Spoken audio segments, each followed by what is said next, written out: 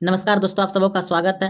Bihar board matric परीक्षा जो कि साइंस का, जिसमें से आपको 80 ऑब्जेक्टिव पूछ, उसमें से आपको जो है कि मात्र 40 प्रश्न का उत्तर ही सही सही जवाब है। तो चलते हैं प्रश्न की ओर।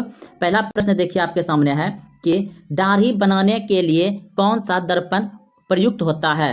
दाढ़ी बनाने के लिए कौन सा दर्पण का प्रयुक्त होता है। तो इस प्रश्न का उत्तर हो जाएगा आपका ऑप्शन नंबर सी, बिल्कुल सही है। दाढ़ी बनाने के लिए अवतल दर्पण का प्रयोग किया जाता है। अगला प्रश्न देखिए, प्रश्न है, श्वेत प्रकाश प्रक्रम में किस रंग की किरण का विचलन अधिक होता है।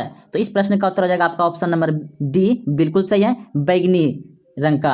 अगला प्रश्न देखिए, समतल दर्पण की फोकस दूरी होती है, तो इसका होता है अनंत। ऑप्शन नंबर ए बिल्कुल सही दोस्तों, इसका उत्तर था आपका अनंत। अगला प्रश्न देखिए, 4 नंबर प्रश्न है कि अवतल दर्पण के सामने वस्तु को कहाँ रखा जाए ताकि प्रतिबिंब उल्टा, वास्तविक और समान आकार बने।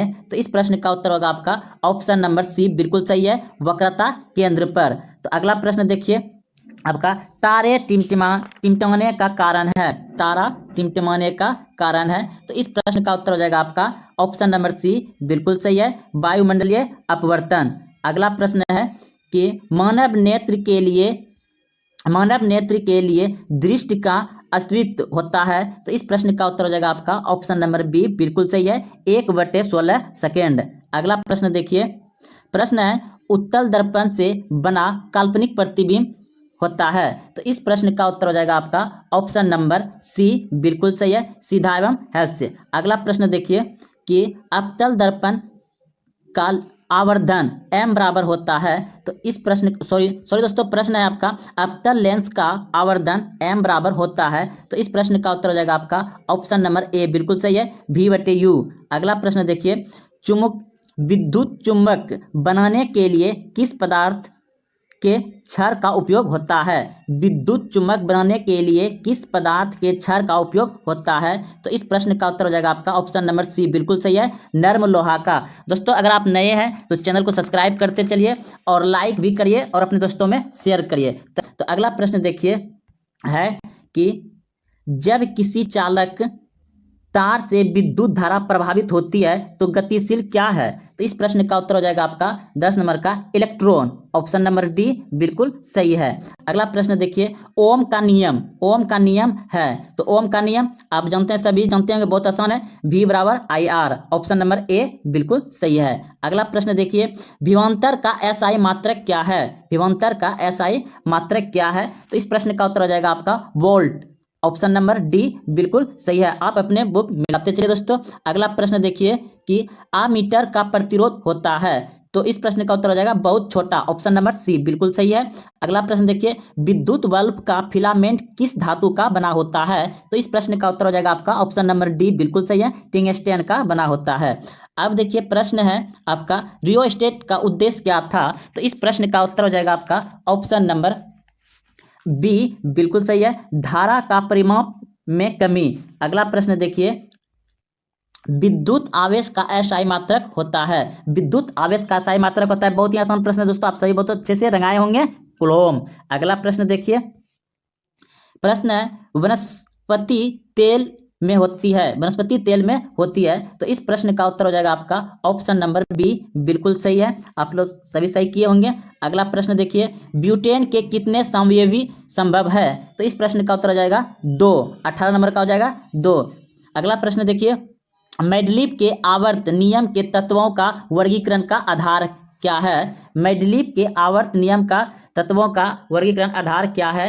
तो इस प्रश्न का उत्तर हो जाएगा आपका, इसमें शायद दोस्तों हो जाएगा आपका परमाणु द्रव्यमान पर लगभग में, हाँ चलो बिल्कुल यही सही है। तो अगला प्रश्न देखिए, अमोनिया के अणु में नाइट्रोजन एवं हाइड्रोजन के परमाणुओं की संख्या का अनुपात होता है। तो इस प्रश्न का उत्तर हो जाएगा ऑप्शन नंबर डी, बिल्कुल सही है, 1:3। अगला प्रश्न देखिए, निम्न में कौन कमरे के तापक्रम पर द्रव अवस्था में है। तो निम्न में कौन कमरे के ताप पर द्रव अवस्था में है। तो इसका ऑप्शन नंबर सी बिल्कुल सही है, एथनॉल। अगला प्रश्न देखिए, सिरका में निम्न में कौन सा अम्ल पाया जाता है? तो सिरका में निम्न में से कौन सा अम्ल पाया जाता है? तो इस प्रश्न का उत्तर हो जाएगा एसिटिक अम्ल, ऑप्शन नंबर डी बिल्कुल सही है।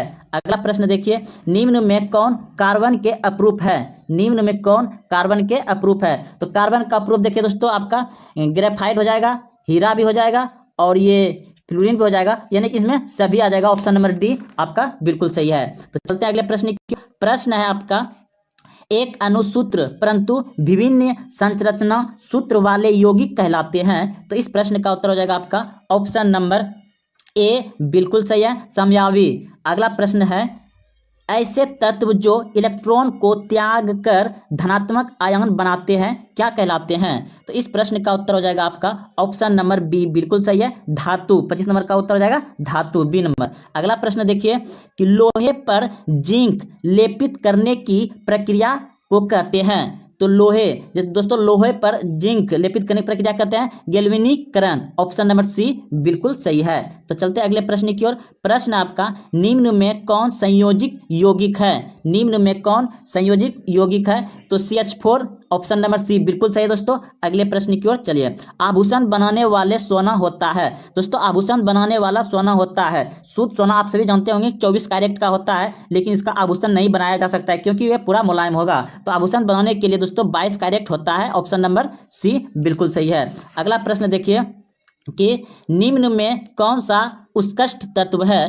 तो इस प्रश्न का उत्तर हो जाएगा दोस्तों आपका आर्गन, ऑप्शन नंबर सी बिल्कुल सही है। चलते हैं अगले प्रश्न की ओर। प्रश्न देखिए यहाँ पर है, ताम्र एवं टीन के मिश्रण को कहते हैं। तो तांबा एवं टीन को मिश्रण को कहते हैं कांसा, ऑप्शन नंबर ए बिल्कुल सही है। तो चलते हैं अगले प्रश्न की ओर। प्रश्न है, प्लास्टर ऑफ पेरिस का रासायनिक सूत्र है। प्लास्टर ऑफ पेरिस का रासायनिक सूत्र हो जाएगा ऑप्शन नंबर बी आपका बिल्कुल सही है दोस्तों, ऑप्शन नंबर बी सही है। तो चलते हैं अगले प्रश्न की ओर।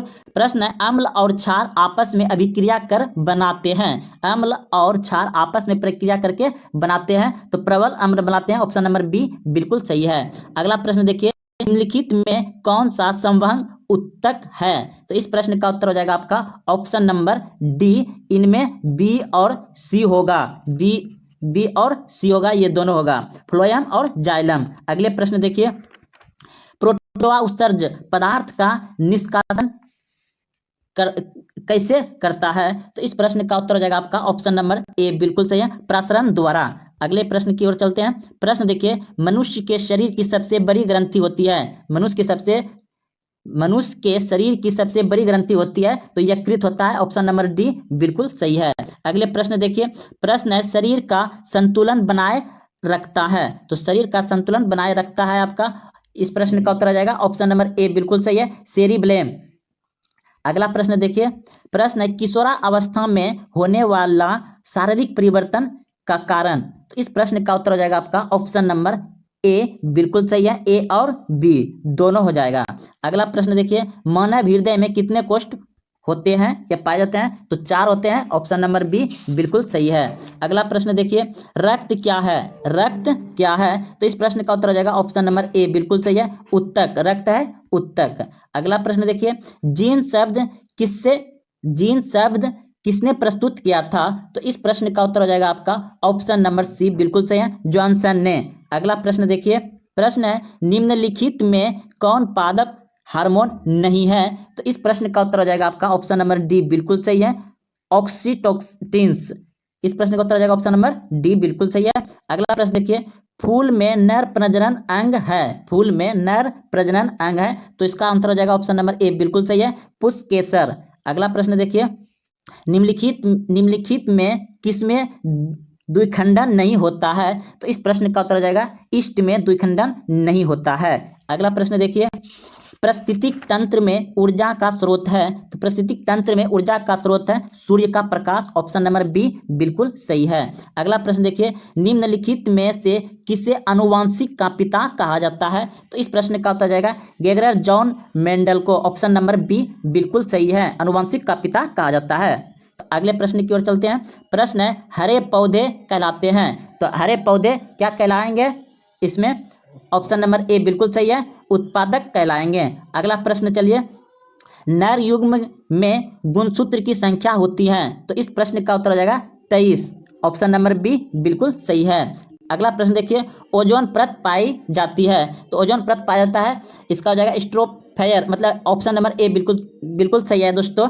अगला प्रश्न देखिए, तेलीय कागज होता है, तेलीय कागज क्या होता है, तो इस प्रश्न का उत्तर हो जाएगा आपका पराभास्कर, ऑप्शन नंबर सी बिल्कुल सही है।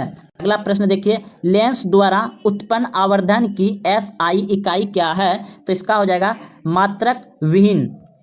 अगला प्रश्न देखिए, प्रकाश की चाल विभिन्न माध्यम में होता है, तो प्रकाश का चाल दोस्तों विभिन्न विभिन्न माध्यम में, जैसे हवा में 332 किलोमीटर प्रति घंटा होता है, निर्वात में कुछ अलग होता है, तो विभिन्न माध्यम में विभिन्न होगा, आपका ऑप्शन नंबर बी बिल्कुल सही है। तो चलते हैं अगले प्रश्न की ओर, वायु में प्रकाश की चाल निर्वात की अपेक्षा होती है, तो क्या होगा इसमें, कम होगा, ऑप्शन नंबर ए बिल्कुल सही है। अगला प्रश्न देखिए, लेंस में मुख्य फोकस की संख्या होती है, लेंस में मुख्य फोकस की संख्या होती है 2, ऑप्शन नंबर बी बिल्कुल सही है। अगला प्रश्न देखिए, विद्युत का अच्छा चालक है, तो विद्युत का सबसे अच्छा चालक है चांदी, ऑप्शन नंबर डी बिल्कुल सही है। प्रश्न है, सूक्ष्म सेल में ऋण इलेक्ट्रॉन बनाते हैं, तो इस प्रश्न का उत्तर हो जाएगा जस्ता का, ऑप्शन नंबर सी बिल्कुल सही है। अगला प्रश्न है कि 1 जूल का मान होता है, 1 जूल का मान होता है, तो ऑप्शन नंबर ए बिल्कुल सही है, 0.24 कैलोरी। अगला प्रश्न है, 1 एम्पियर बराबर होता है, तो ऑप्शन नंबर ए बिल्कुल सही है, 10⁻³ एम्पियर। अगला प्रश्न देखिए, डीजल का उपयोग होता है, तो डीजल का उपयोग होता है किसमें, तो डीजल का उपयोग हो जाएगा आपका इनमें भारी वाहनों में, रेल इंजनों में, उत्पादों, यानी कि सभी में हो जाएगा, ऑप्शन नंबर डी बिल्कुल सही है। प्रश्न है, सौर सेल ऊर्जा को रूपांतरित करता है, सौर सेल ऊर्जा को रूपांतरित करता है, तो विद्युत ऊर्जा में करता है, ऑप्शन नंबर डी बिल्कुल सही है। अगला प्रश्न है, सोने की परमाणु संख्या होती है, सोना की परमाणु संख्या होती है, तो इस प्रश्न का उत्तर हो जाएगा ऑप्शन नंबर सी बिल्कुल सही है, 79। अगला प्रश्न देखिए, निम्न में कौन ऑक्सीकरण की क्रिया नहीं है, तो इस प्रश्न का उत्तर हो जाएगा आपका ऑप्शन नंबर डी बिल्कुल सही है। अगला प्रश्न देखिए, 62 नंबर प्रश्न है, ऑक्सीजन की संयुक्ता होती है, तो इस प्रश्न का उत्तर हो जाएगा आपका ऑप्शन नंबर सी बिल्कुल सही है, 2। अगला प्रश्न देखिए, अम्लीय वर्षा के जल का पीएच मान होता है, तो अम्लीय यानी कि 7 से कम, तो इस प्रश्न का उत्तर हो जाएगा 5.6 से कम, ऑप्शन नंबर बी बिल्कुल सही है। अगला प्रश्न देखिए, चींटी के डंक में कौन सा अम्ल पाया जाता है, चींटी के डंक में कौन सा अम्ल पाया जाता है, तो मेथनोइक अम्ल पाया जाता है, ऑप्शन नंबर सी बिल्कुल सही है। अगला प्रश्न देखिए, बुझा हुआ चूना है, तो इस प्रश्न का उत्तर हो जाएगा ऑप्शन नंबर ए बिल्कुल सही है। अगला प्रश्न देखिए, निम्न में कौन भस्म नहीं है, निम्न में कौन भस्म नहीं है, तो ऑप्शन नंबर बी NaCl भस्म नहीं है, ऑप्शन नंबर बी बिल्कुल सही है। अगला प्रश्न देखिए, जस्ता का अयस्क है, तो इस प्रश्न का उत्तर हो जाएगा आपका ऑप्शन नंबर बी बिल्कुल सही है, जिंक प्लेट। अगला प्रश्न देखिए, सिलिकॉन है एक, तो इस प्रश्न का उत्तर हो जाएगा आपका ऑप्शन नंबर सी बिल्कुल सही है, उपधातु। अगला प्रश्न देखिए, एल्कोहल में कौन सा तत्व उपस्थित नहीं है, एल्कोहल में कौन सा तत्व उपस्थित नहीं है, इस प्रश्न का उत्तर हो जाएगा नाइट्रोजन नहीं है। अगला प्रश्न है, मेथोनाइक अम्ल का सामान्य नाम है, तो इस प्रश्न का उत्तर हो जाएगा फॉर्मिक अम्ल, ऑप्शन नंबर ए बिल्कुल सही है। प्रश्न है आपका, सोपोषी पोषण के लिए आवश्यक है, तो इस प्रश्न का उत्तर हो जाएगा आपका इनमें सभी, ऑप्शन नंबर डी बिल्कुल सही है। मैग्नीशियम पाया जाता है, तो क्लोरोफिल में पाया जाता है मैग्नीशियम। अगला प्रश्न है आपका, श्वसन के अंतिम उत्पाद है, तो इस प्रश्न का उत्तर हो जाएगा आपका ऑप्शन नंबर बी बिल्कुल सही है, CO2 और ऊर्जा। अगला प्रश्न है कि दांत की सबसे ऊपरी परत क्या कहलाता है, तो एनामिल कहलाता है, ऑप्शन नंबर बी बिल्कुल सही है, एनामेल। अगला प्रश्न देखिए दोस्तों, प्रश्न है, मानव आहार नल का सबसे लंबा भाग है, तो इस प्रश्न का उत्तर हो जाएगा आपका ऑप्शन नंबर बी बिल्कुल सही है, छोटी आंत। अगला प्रश्न है कि प्राकरण निम्न में से किसके अंदर बनता है, तो इस प्रश्न का उत्तर हो जाएगा आपका ऑप्शन नंबर ए बिल्कुल सही है, प्रकोष्ठ में। अगला प्रश्न देखिए, चलनी नालिकाएं पाई जाती है, तो इस प्रश्न का उत्तर हो जाएगा ऑप्शन नंबर बी बिल्कुल सही है, जाइलम में।